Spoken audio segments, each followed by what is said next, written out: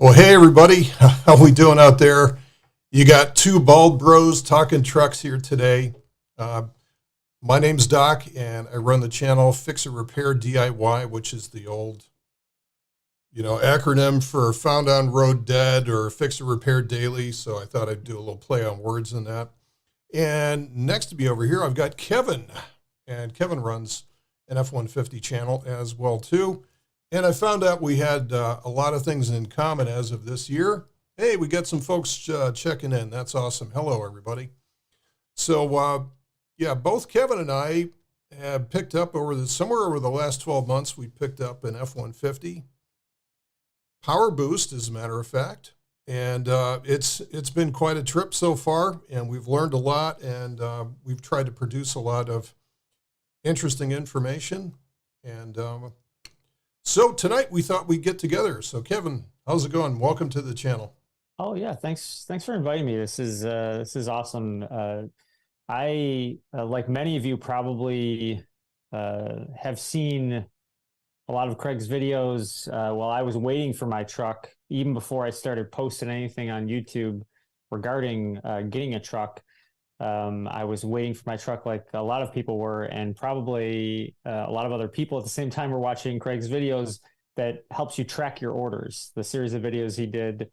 Were those your first videos that you did? Yeah, that was the first video I did, because I didn't know. I'd never even taken a test drive in an F-150, which I've taken no end of shit about in the comments, like, how can you buy a truck without taking a test drive first? And I'm like, see, I did. I took a test drive of an XLT, and I almost bought it, and it wasn't a PowerBoost. Yeah. And I went into a dealership, and it seemed like it was going a little too smoothly to where I kind of got a little bit of like a red flag. And then I went home. So I said, oh yeah, I'll buy it. I put down a deposit. I said, I'll come back and, get it in a few days or whatever. And then I went on YouTube and started watching a bunch of videos and found out about the rust issues that were happening under a lot of the F-150. So I went back to the dealership and I asked them if I could look at the truck again. And I looked underneath, and it was riddled with rust, even more than some of the trucks I'd seen in videos. And I'm like, oh, that's why they were making this process easier than possible, because it was at the time when a lot of the trucks were going out at MSRP or above, and they were actually giving me off at MSRP. So it was it was definitely an instance where I'm glad that fell through, because then I was able to do more research and get the PowerBoost, because initially I just wanted a truck. So I've always had the desire to get a truck. What engine did that XLT have in it? That had the PowerBoost, the V6 without the PowerBoost. So the same engine. Oh, what is it? The 3.2 the or 3.6. The 3.5 EcoBoost. 3.5 EcoBoost. Yeah, that was the one that was in that one. So, which I guess, I mean, like it's a good engine, and I would have been happy with it, but I was just kind of compromising because I wanted a truck right then and there, and I didn't want to wait. And I'm glad I did, because also finding out that, the Lariat provided the 4 Auto, which is another.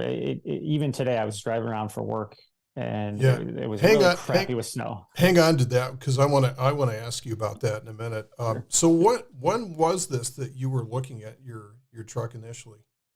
So it would have been. So I ordered the truck in February of 2022. Yeah, 2022. Yeah. Because I took delivery in May of 2022. So I was looking. It was in the winter. It would have been maybe it was maybe like January of 2022 that I was at that dealership and almost bought the XLT. So it was just slightly before, and then I just, after that, there was a windfall of YouTube video watching, and we have we got somebody saying pumping up on the PowerBoost there. So we got some comments. Nice. I can't see any of the comments in case anyone's wondering why I'm completely in the dark here. Oh, okay. So I'll pass along anything to you. So if you see me making some odd gestures, that's me like reacting with people. So we actually have quite a few folks here. We have Mario. We have let's see if I can pronounce this right, Josip, and Mario again. Okay, so we got a couple of guys checking out here, and some other folks online, as well as if it's the same Josip or Joseph, I think he might also have commented on some videos on my channel. So yeah. hi if you're the same Joseph, or hi if you're not the same Joseph. So there's also probably most of the people that are going to be watching this video are going to be watching on replay too. So wanted to thank you guys, those of you that are the archivers, for checking out this video down the road as well too. All right, so he says, yeah, he is the one. He is the one. Oh, nice. It is the Joseph. So I didn't think there's any others, so I'm glad. Right. No, not an imposter. It's so getting back to the ordering process. I sort of made up my mind. Originally, I was going to get a Tundra because I was like, oh man, the new Tundras, they look on fire, and they're going to have a hybrid in there and 3.5, because it's like everywhere I look. And by the way, I live in Greenville, South Carolina. I moved down here about 3 years ago. So I'm originally from the Midwest. I grew up in Cleveland, so I'm right down the road from you. And but nice. You're in Buffalo, right?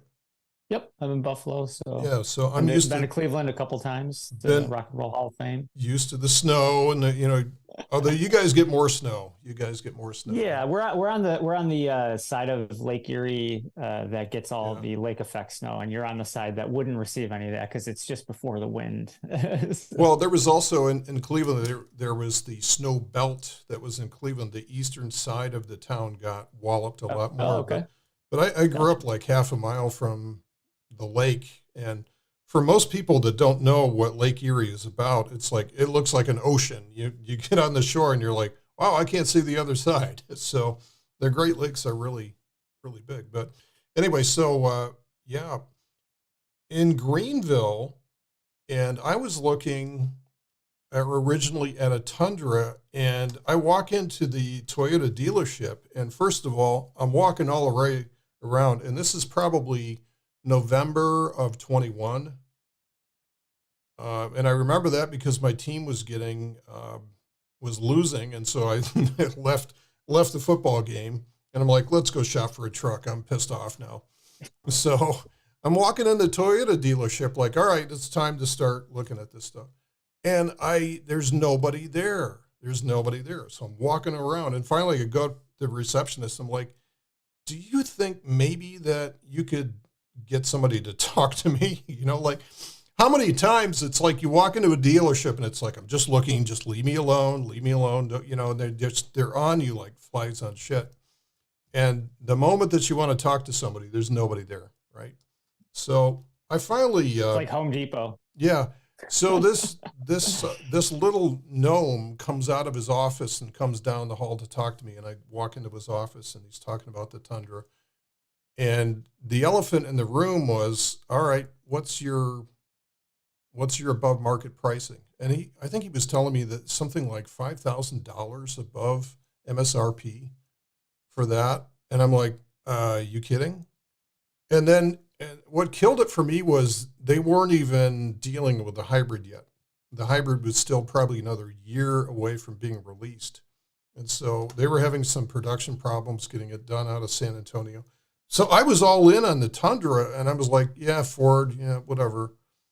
And then, that happened, and I was just like, I'm not going to wait a whole year on this stuff. It's time to go. So the problem was the Ford dealerships had no inventory at that time, zero. I did sit in an XLT just to see what the interior was, and I'm like, oh, this is fine.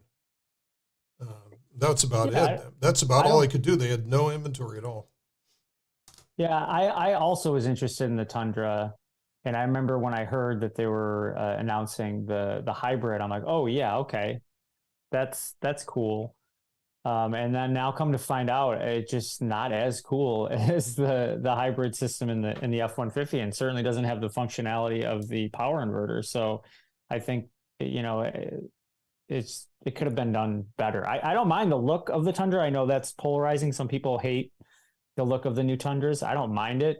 I maybe would even say that I like it just the same as the F-150, if not slightly more. But I went into that. It might have been around the same time in the end of 2021 when I was really starting to get the fever for truck fever to get a truck. I was definitely looking into all avenues and checking out the Tundras because I knew that they were going to go through a major redesign, and I was like, well, maybe I can get a good deal on the outgoing generation of Tundra. But then when I saw that their fuel economy is one of the worst, I'm like, I better not do that because I drive around for work a lot, and that would have been a very costly luxury to be driving around in a truck that consumed that much fuel. But Yeah, I could not. There was a couple of times where I wanted one so bad that I was ready to pull the trigger on like a 19 or a 20, the old gen Tundra, because they really look very nice, but yeah, like 13 miles a gallon.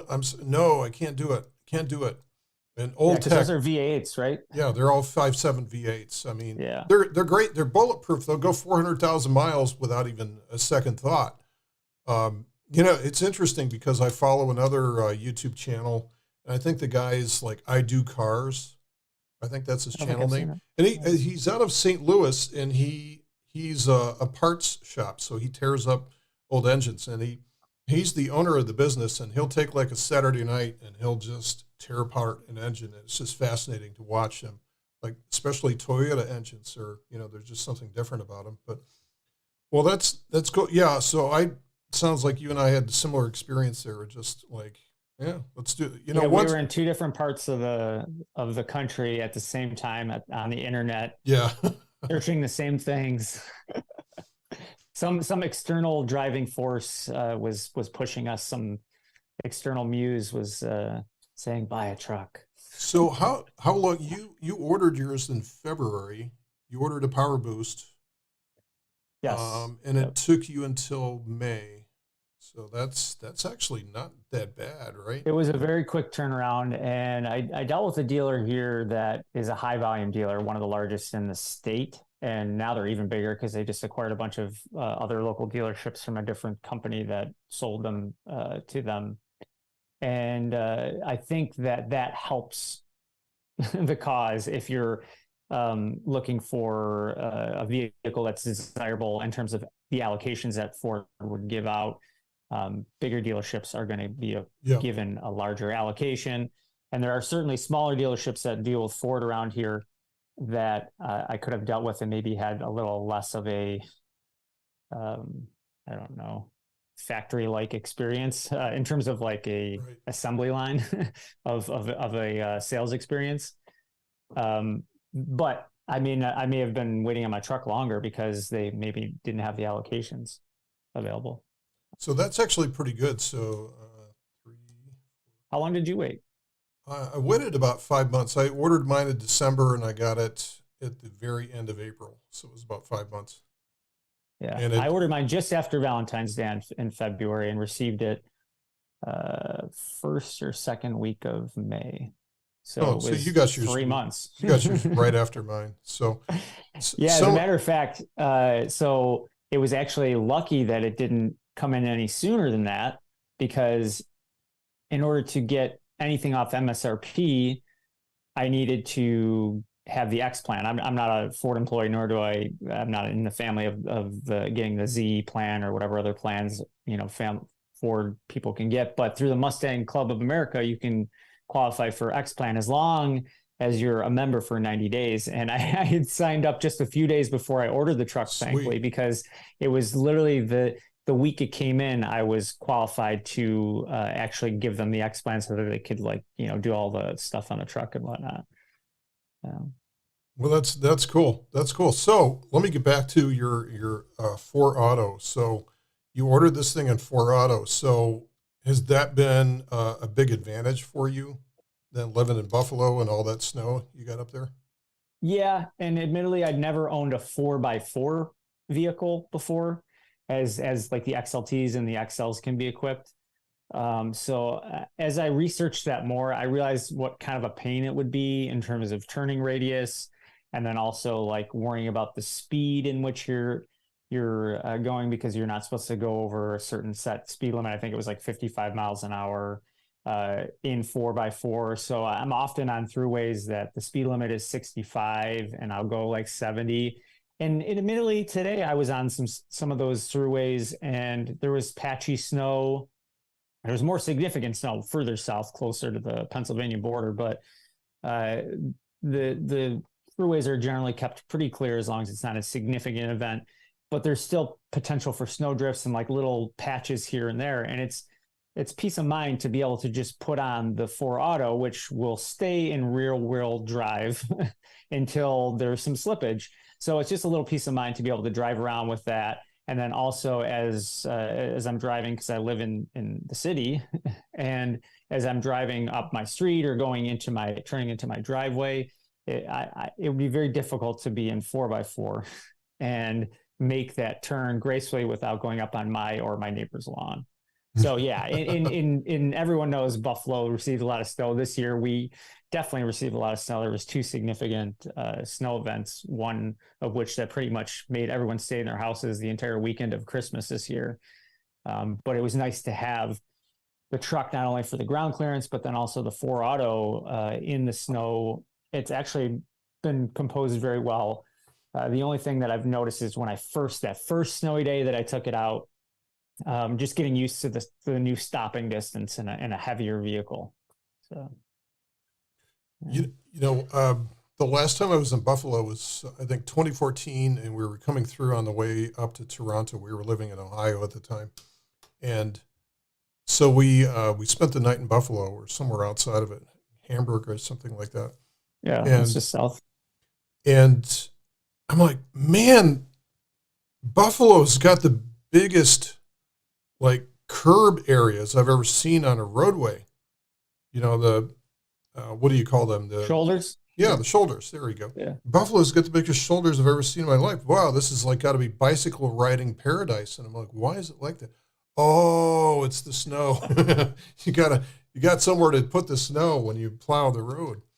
Yeah, so, actually, as someone who rides my bike, I have my wife and I are both cyclists. There's a video that I talk about. My wife actually races her bike, but that is a benefit during the summer to have those wider shoulders as a cyclist, because you feel a little bit safer being able to be in that part of the road. So yeah, I used to do a lot of cycling in Ohio. I would go into all the charity rides where it's like 100-mile charity ride and stuff like that. And it was actually pretty good. We had some really good roads, and once you learn to ride on the road, it's so liberating. Getting off the bike trails and all the people with their dogs and kids running around and stuff like that. It was so dangerous. Actually broke my arm on the bike path. It's supposed to be the safe place, but down here, nope. So it's just not done. First of all, we have a shoulder which is maybe like this. And, Lord forbid you were actually riding the road, you're going to get mowed down. So it's a different, I'm back to the bike paths again. So, yeah, it's always nice to be in an area where the cars can't go, for sure. Hey, I just want a little shout out to our members that are checking in today. Anybody that's live with us here today, welcome aboard. Kevin and I are going to be taking questions. Once I thoroughly interrogate Kevin here and pull all the knowledge out of him, we're going to open it up for questions. So you guys are welcome to throw any questions out there you want to ask one or both of us or anything like that. Not that we know anything more than anybody else that's out there. We do not. I certainly don't. We're absolutely, rank amateurs in the truck world, and that's, part of, I think, we're just trying to share our enthusiasm for what's going on. If anything, I think that we qualify just as much as most other things on YouTube and regular television. So I don't feel bad providing my opinion, because that's what mostly everything is these days. Yeah. So Kevin, what have you? The one thing I've found is like everybody puts their own individual stamp on their truck. Nobody runs a straight stock truck at all. They're always trying to do something to it. What kind of magic things have you been able to do to yours? to make it more Kevin? I would say I'm almost pretty bare bones or OEM in terms of uh, accessories. I don't have any stickers on my truck. I don't put my political affiliations on there. I don't have any sort of figure urinating on a different brand of truck. I don't have anything of that nature. I did get the I'm going to blank on the name of the tonneau cover, but I got a tonneau cover that wasn't a Ford brand tonneau cover. That's the only thing that I added after the fact. Well, I guess aside from the LED lights near the rear license plate were not Ford parts, but So you that's did pretty that. You much did it. that mod. Yeah, there's no I did that mod because it was, if an idiot like me can do it, anyone can do it. And I you did that too, right? I think I saw your video where you did that. Yeah, because I Yeah. saw somebody else's video that did that, and it's like, oh, you got to do this now. And I looked at mine, and they were half burned up, and I'd only had it for 3 weeks. And I'm like, Yeah, I think they're mine were a they're little they're charred on there too. they're turning brown already from the heat. So Yeah, that's I'm sure most people would agree that that is pretty dumb that they can't just figure out a way to, I mean, the parts are available somewhere. Like just pay extra if you got to pay extra to source that part, and then you're already passing down the cost to us people that buy the trucks. So just don't put the halogen lights in there when I it found gets out going. something else that I think is probably pretty important that we do before it breaks, which is the fuel door has got a little that little Accordion rod. like thing. Yeah. Yeah, it's a little plastic rod, and there's been so many people that have. I'm like super careful with mine, like close it, like. I'm the But same. I saw a video of a guy, I think he lives in New York State somewhere. I forget the name of his channel, but he he had it actually like kind of like I don't know when a spring just like explodes off of something just and it fell on the floor. So he had to like figure out how to put it back on. So I too have been very, very careful when I close. I just filled up again today, and when I was closing, I'm just like, just close that so that doesn't have pop you out ever on have me. you ever slid the door off by accident? It No. just you can literally just grab it and just pull it straight off Oh, to I'll the have to to the try to the that. side to the side. I maybe have been so ginger with it that I didn't even realize that was a thing. I mean, that shouldn't be a thing, right? You No, can take off the so I found fuel that door like that. there's a the same company that does the there's a little device that you can buy to get rid of the bunk bunk backup alarm. Yeah. Uh, they also sell a little billet metal replacement part that you just slide the door off and then you just screw it in, and it's not plastic. It'll never break. It'll outlast the door itself. So, and it's only $35. So, but yeah, that's probably something that let's see. Looks like now is it Joseph or Josip? Maybe you can write in and tell us how to pronounce your name, because that's Yeah. Sorry important. if I mispronounced it. That's important to us. That's important to us. So, and by the way, Joseph says Ford should be driven in reverse for the great turning radius. So that's why I called. It is easier to park that way. That's for sure. I've got the 6.5 foot bed, and that thing is boy, it's a beast. It's a beast. So what made you go with the larger bed? Did you have a reason that you like, I want to have this extra space, or? I would just think, like I went from all areas of the spectrum about getting a truck, and like 6 months before I bought it, I'm like, well, maybe I'll just get a Maverick, or maybe I'll get, and then of course there's none of them around. I forget about owning one of those. And then the more I thought about it, the more I was thinking, you know what? I want to be able to lay down a whole 4x8 sheet of plywood. I want to be able to put down dimensional lumber in there. I don't want to have to, say, whoa, I'm sorry, my bed's not big enough to put something. I just didn't want any compromises. I wanted the full Super Crew, right? And not the Super Cab, the full Super Crew. And it's just like, let's just go big. Let's just go big, and let's just buy this thing, and we'll, we'll run it into the ground for the next 10 years. And I'm actually happy I went with a 6.5-foot bed, even though it's a bitch to park. That's why I call the 7-point turn. You get good at the 7-point turn. Yeah. Do you have the 360 cameras? Yeah. Yeah. Yeah, I I think could that's not, helpful. I could not live without the 360 cameras.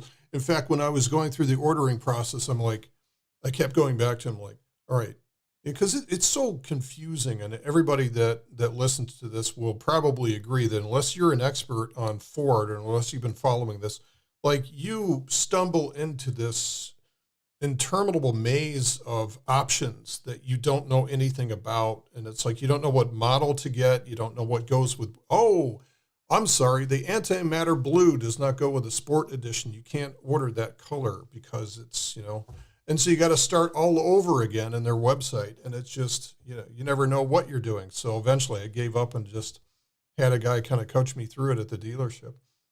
But Yeah, it was when I was ordering it, I thought I kind of knew everything as I was going through the online thing, and then of course you take that to the dealer, and then you have them recreate that, and hopefully they add everything, and they give you the sheet.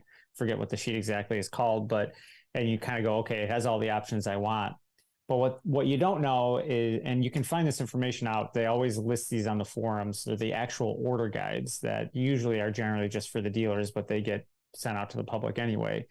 And it tells you all the little nuances of, like, if you're ordering it with this is standard on this trim.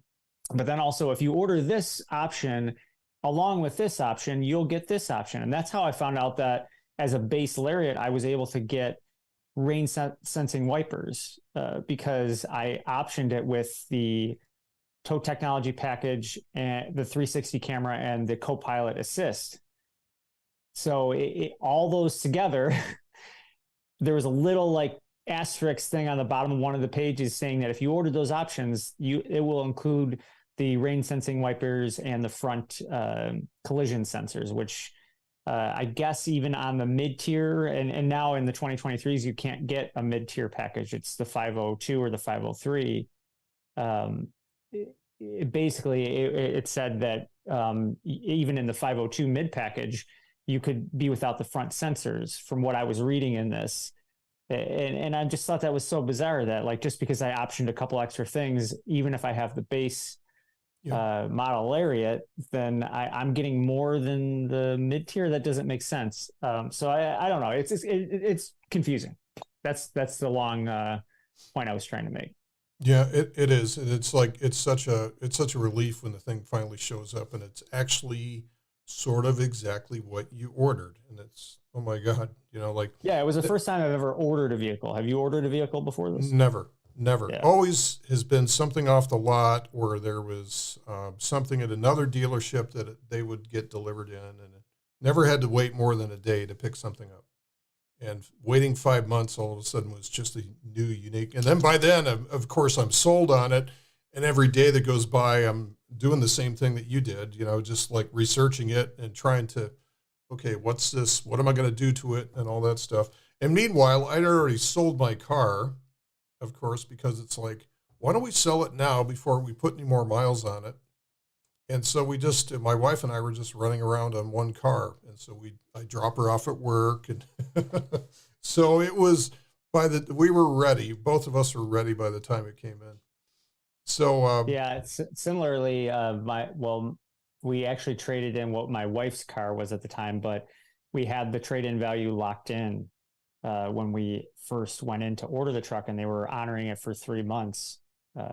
And they would reevaluate it after that. So we were really hoping that the truck would come in 3 months, because they gave us a really good trade-in value, because at that time the used car market was insane. So it ended up being actually a good thing for us, but we did go down to one car for a very short amount of time for until May until when I picked up the truck, because we got rid of her car.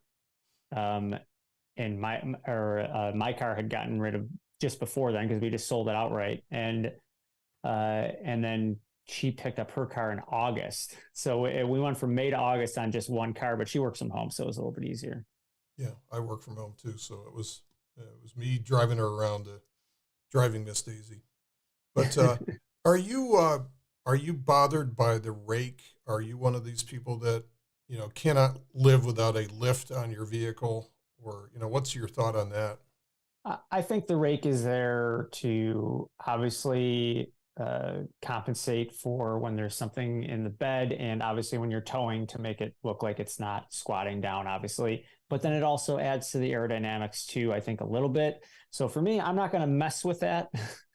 If I wasn't driving around for work and putting, close to 20,000 miles a year on a vehicle driving around, I might be one of those guys that does put like a mild lift kit on there because I do like the aesthetic of a lifted truck. And admittedly, part of the reason I got a truck was because I like the feeling of being high on the road and being able to see stuff. So if you go even higher up, actually early on in my truck journey, I test drove a GMC Sierra AT4, which does come with the factory lift, and that truck feels so much bigger than the F-150 that's not lifted.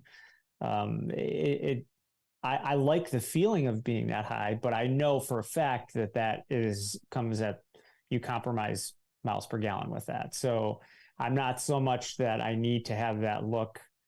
I feel the I same. don't need to have it. I feel the same exact way. Like I see, actually, there's a brand new Tundra, and it's a white one with black accents, and it's lifted just perfectly, and it looks on fire. It looks great. It's so done right. I think it really looks right. But sometimes, guys, or in my area down here, we actually have member here, Vaud's bringing this up, the Carolina Lean, which is actually a reverse.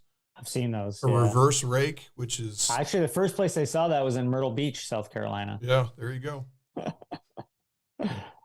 Yeah, that's and then also there's the whole world of like the poke, they call it, but the wheels stick out. Yeah. And some guys like a really aggressive poke. That came out wrong. Probably one of the there's two things I really want to do to the truck at this point. One is I think it's like Talon's Garage. It's a cat shield underneath. So you take out the fiber. It's not even a skid. It's nothing. It's more cosmetic or for aerodynamics. But you take that out, and there's a heavy metal. I think it's aluminum. Skid plate that you put up underneath there, and it prevents the theft from. I mean, somebody could really get at it if they spent an hour removing the skid plate and everything, because you've got torque screws on there, which nobody carries torque screws with them, so, or a screwdriver with them. So I'm concerned that I don't want to have to worry about where I park, because I'm going to come back and the thing is going to sound like a chopper when I take Craig, off. I had there's two Ford F-150s that are on my street. I live on a small dead end street, and some of the houses are doubles. So there's people living upstairs and downstairs, and that means that there's precious driveway space that usually the lower tenants get access to. Well, there's a guy who has a 2021 F-150 XLT, and he lives in one of the uppers across the street, 3 houses down. And we have a bank at the end of our street that there's a big parking lot that a lot of the people on our street, because there's not a lot of street parking and you have to change every twice a week, he parks down in that lot. Well, over the summer, he had his catalytic converters jacked off of his car. So, on his F-150? On his F-150, yes.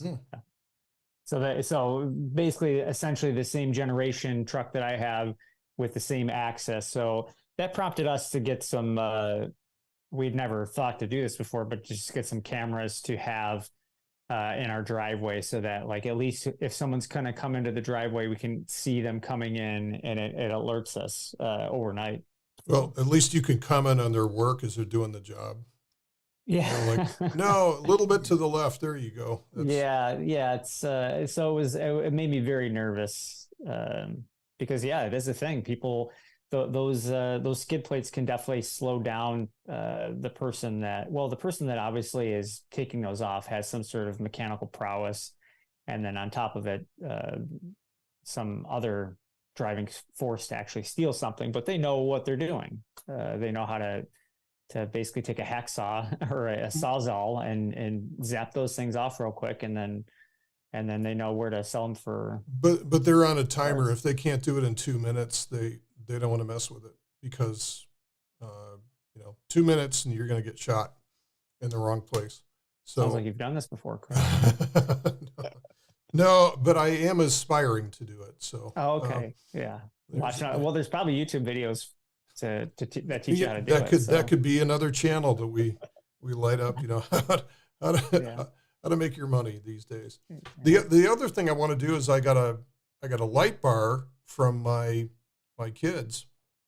Nice. They got together and got me a light bar, and I can't for the life of me figure out exactly how to mount it yet. So it would help if the weather was a little warmer outside. So right now it's a little bit miserable to work outside on the thing, but it's like there's so little room once you drop the tailgate. So they're meant to go right underneath the tailgate.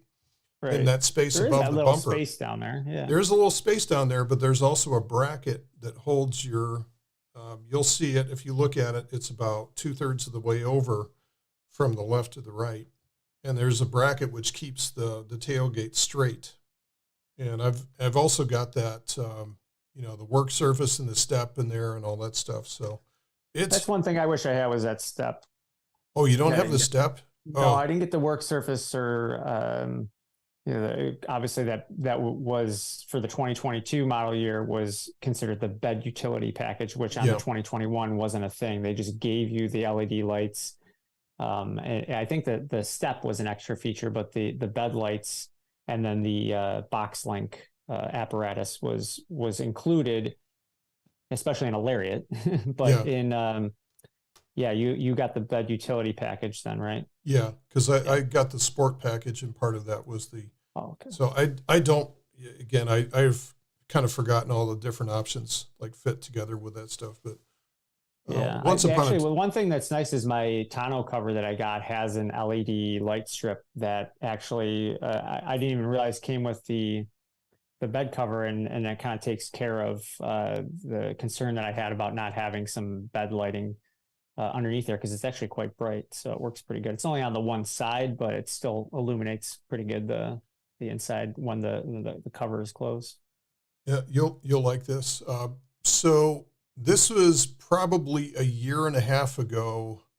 My sons moved. Well, about 2 years ago, my sons moved to town, and it was during the pandemic and everything like that. So everything was like one got laid off and the other one got tired of living in LA, and so they came back to Greenville and they got an apartment. And one of them ordered something through Amazon, and what showed up was a trifold tonneau cover for a Tundra. This great big heavy thing. I mean, it's heavy. It's got to weigh at least 50, 60 pounds. And so, the Amazon delivered it wrong to their house, to their apartment. And so he's like, hey, can you store this at your place and see if we can sell it? And so we looked, it sat on our porch in the backyard for about a year. And then I got the truck and I'm like, I wonder if this will fit. And actually it fits perfectly. It's supposed to be for a Tundra, a 6.5 foot bed Tundra, and it fits perfectly on there.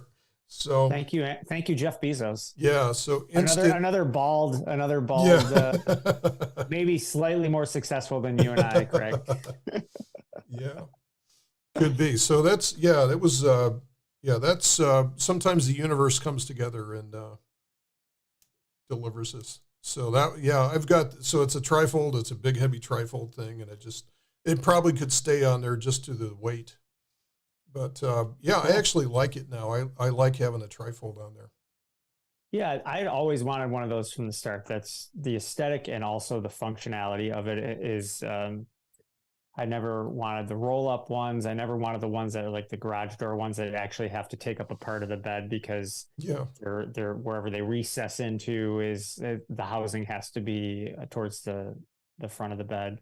Yeah, I think that they're the sleekest, and then they're the easiest to also get off if you wanted to completely take them off. There, you just unscrew a couple things, you fold it up and take it off and put it on the side if you need to have full access to the bed and no encumbrance to the, leaving it up, folding it all the way up and having it up against the window or whatever. Yeah, and it's nice. I mean, nobody's going to break into it either. I mean, you could, if you had a crowbar, you could probably rip it off, but I mean, yeah, it would take some. Right now, there's just a couple of Christmas wreaths in there and a snow shovel. So if they did all that work to get through the aluminum, they would be very disappointed. Unless they're Christmas people, I don't know. Maybe they would like it. All right, we're going to go to some questions here. And by the way, if there's any of you out there with questions, this is we are your guys. We are your guys. Okay, so let's see. One from Josip here. So Josip's your man. And that's how we say it, Josip? Yeah, that's how he wants us to say his name, is Josip. Okay, Josip, I will never mispronounce it again. How long do you expect a hybrid battery will last? How long do you expect a hybrid battery to last? Well, they have the warranty goes to 100,000 miles, right, on the hybrid battery? Yeah, I think so. Or 10 years maybe, or something like that. Yeah, 10 years, 100,000 miles maybe. So I think that they're trying to make people comfortable in their purchase and the fact that, if there's any hesitancy about that whole system, at least they're covered beyond all the other warranties for that part of it. So I would hope at least it lasts that long. I'm sure that maybe at the 6-7 year mark, you might start to see some degradation in the way the battery is assisting the internal combustion engine. But I don't know. What do you think, Greg? Well, they do a good job. So one thing that I noticed with the torque app, and there's been some discussion on the F150 Gen 14 forum on this, is that they don't overcharge the battery to 100%, and they don't let it discharge to zero. What they do is they keep it between, I think it's like 37 to maybe 73%. So just sort of in that area. So, and you can tell where you're just kind of driving along on an electric motor, and all of a sudden, for no reason, apparently, maybe even you're going downhill, the motor will kick in, the ice will kick in. And so the reason why they do that is because that puts a less strain on the battery. Also keeps the heat away from it if they keep it in that nice range in there. So you don't fully discharge it, you don't completely charge it. You're keeping the heat away from it. You're keeping it in with, kind of its happy place. So as long as, I can definitely tell a difference in the wintertime in terms of the efficiency of the battery. That's for sure. I probably lost maybe about 3 miles a gallon. I used to be just getting stupid numbers during the summer down here. Like what numbers?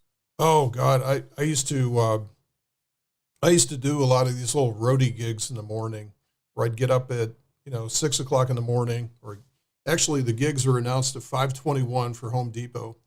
So I'd go meet the Home Depot at 6 o'clock in the morning, and then move like a smoker across town or something like that. It was fun.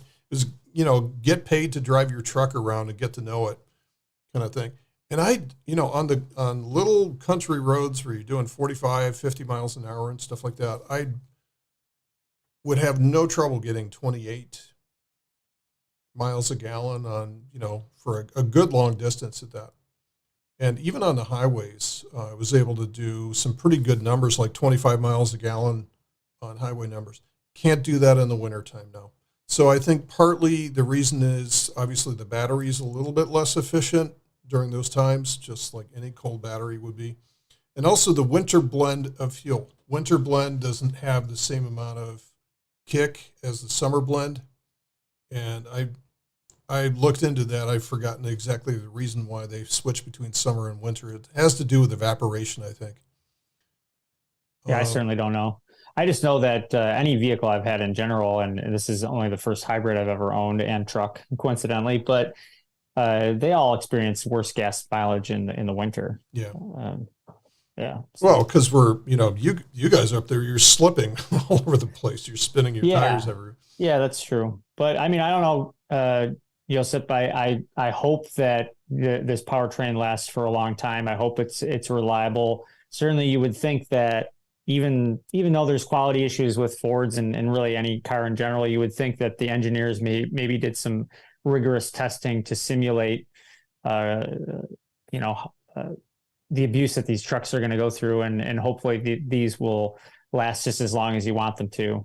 Um, There or is more. yeah, I mean, again, I don't know, and that's a little bit of a concern for me, is that the hybrid powertrain is so complex, and I'm concerned that it's not necessarily going to be things that wear, it's going to be things that corrode or get corrupted in some manner or get shaken loose.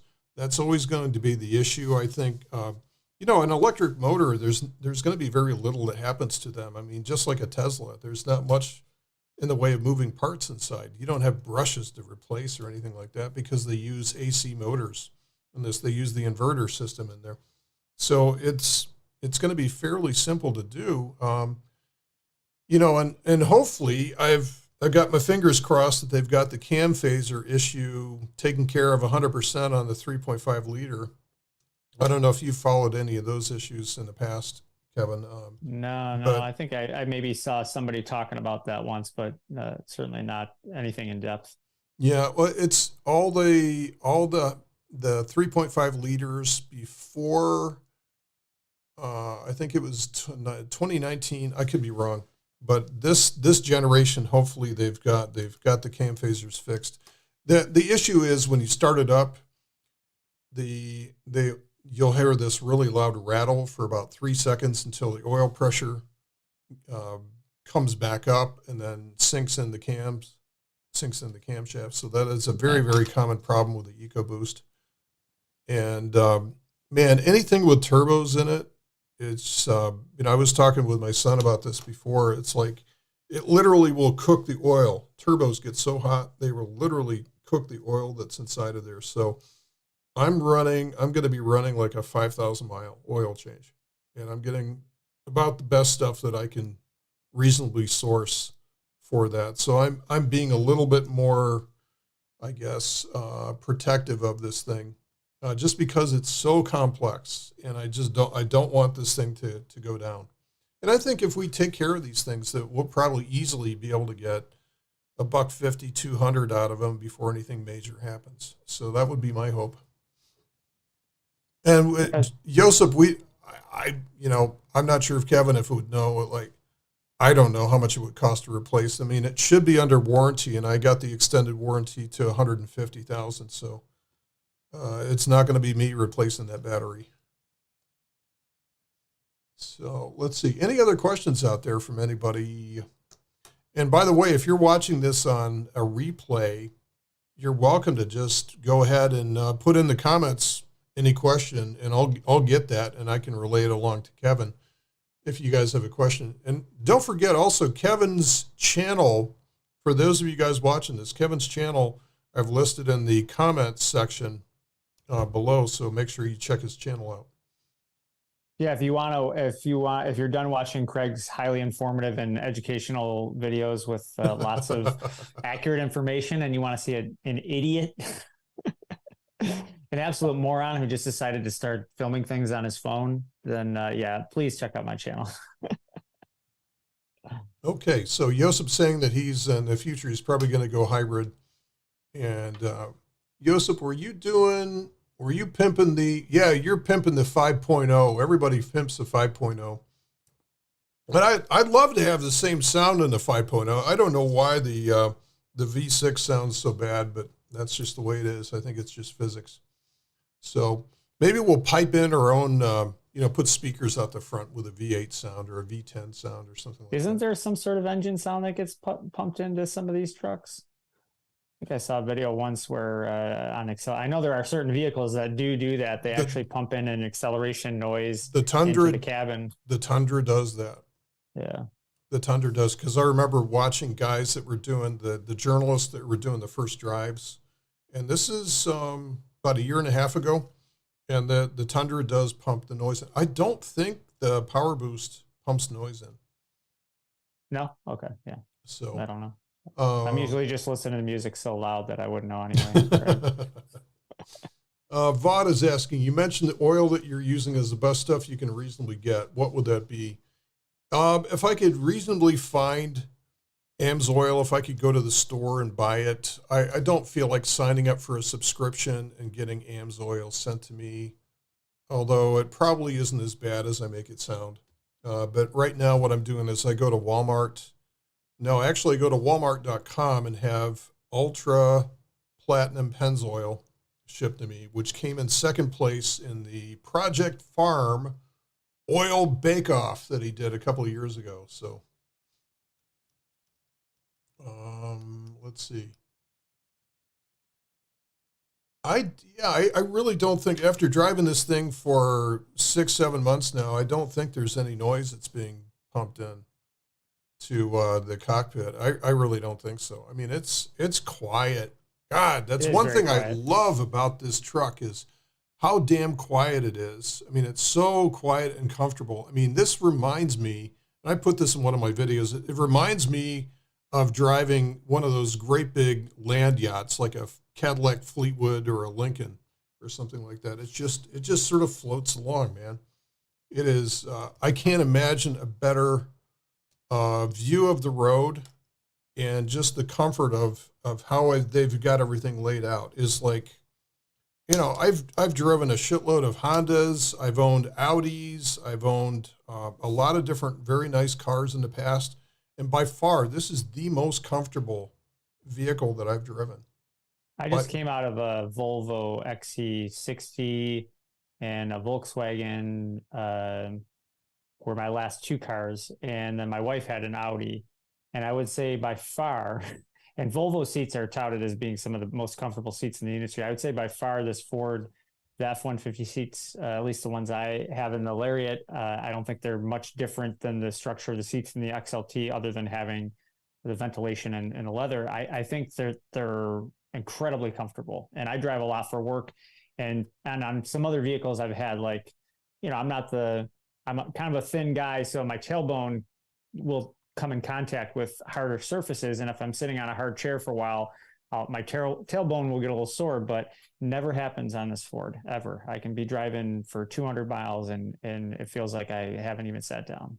yeah, this is by far, this is the best road trip vehicle I've ever driven. I've driven some nice vans. We had some nice Honda Odysseys that we drove, hundreds of miles, and this is, by far just so much more comfortable. And the cruise control, the lane centering, all that stuff is, apart from it yelling at you every time you take your hand off the wheel, that's the only thing that pisses me off about it.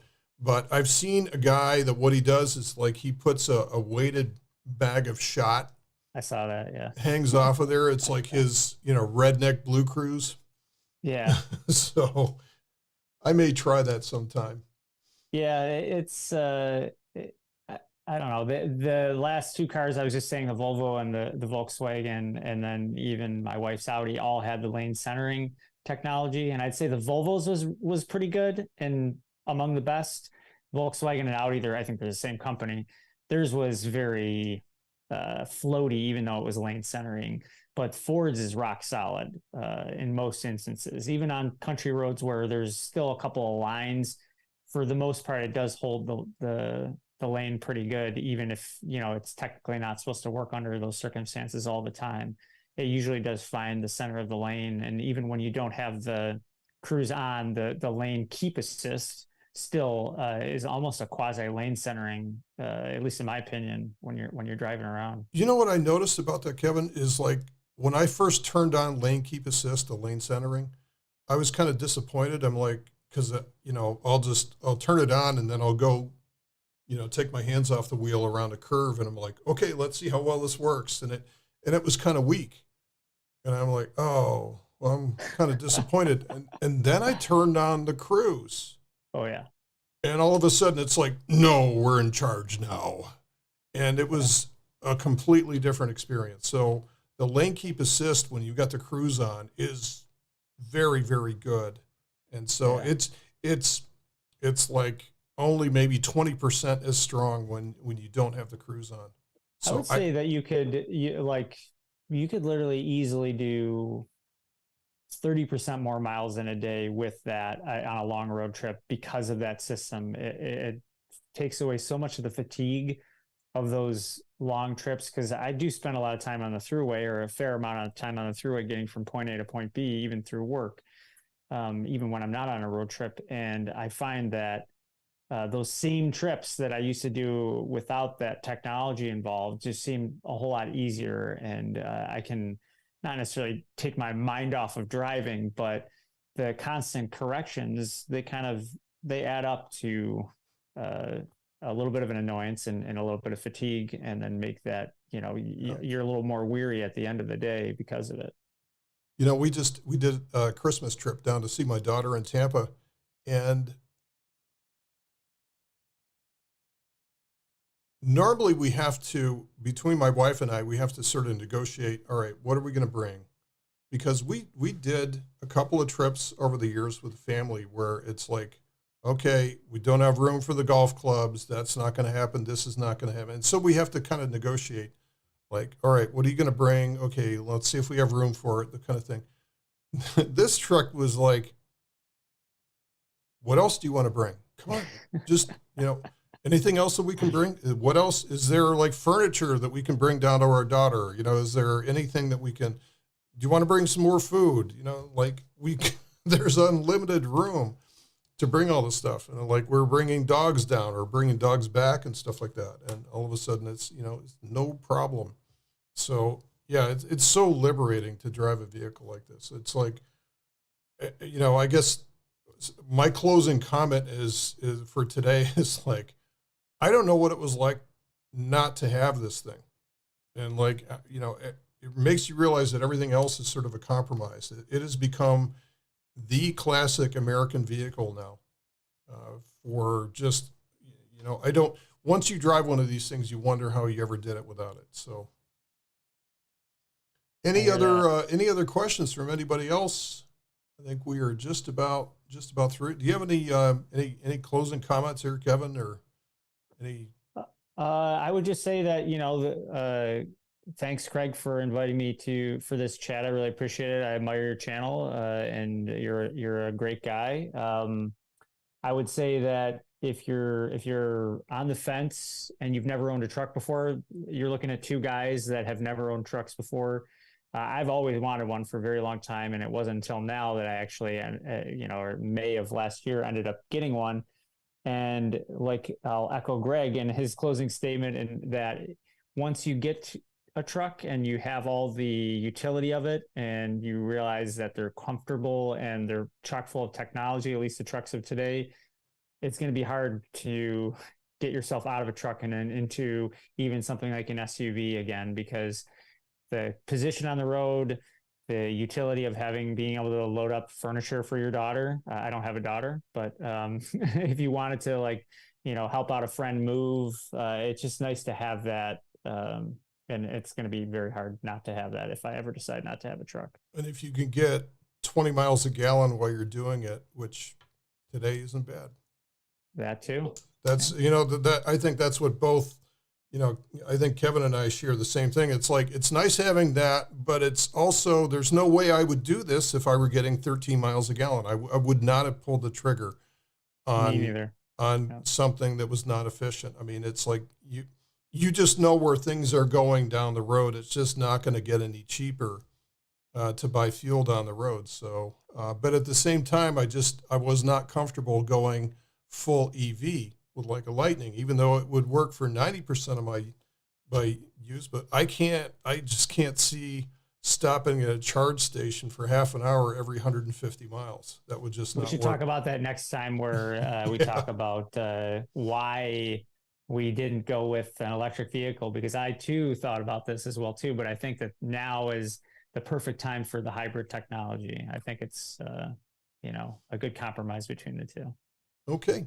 Well, everybody, wanted to thank you for checking us out, not only for the folks live, but also, again, for those of you that are those archivers that are checking me out, whether it's a week or 4 months down the road, whatever. Please let us know what else that we can do. Check out Kevin's channel. We're always looking for ideas to create content because we enjoy doing this. It's fun, and we learn something doing it, and we like to share with people, and it's cool. So thanks for checking us out tonight. Thanks for joining us tonight. Thanks for the folks that joined us live, like Josip and Vaude, and let's see, who was the third guy out there? Mario as well too. Plus, Ciao, there's Mario. there's a couple of lurkers out there. I think based on the views, there's a couple of lurkers. So thank you, everybody, and maybe we'll see you next time. So thanks, everybody. Have a good night.